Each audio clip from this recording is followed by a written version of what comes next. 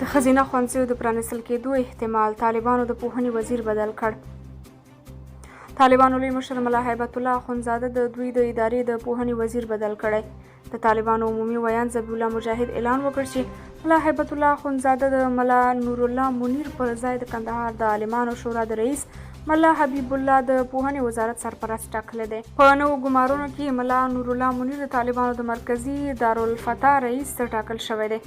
دا په داسې حال کې ده چې د طالبانو او امریکا متحده ایالاتو د زندانیانو د تبادلې په پایله کې د امریکا له یو زندان څخه د طالبانو مهم اقتصادي ملاتړی حاجي بشر نورزی تازه خوشي شوی.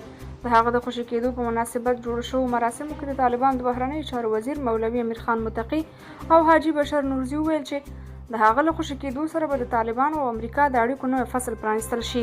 یو شمېر شنونکو په هماغه ورځ وویل چې ژر به د طالبانو په اداره کې ځینې بدلون رامنځته او د نجونو د ښوونځیو د بیرته پرانیستل کېدو په اړه چې د افغانانو او نړیوالو تر ټولو عمده غوښتنه د اقدام وشي.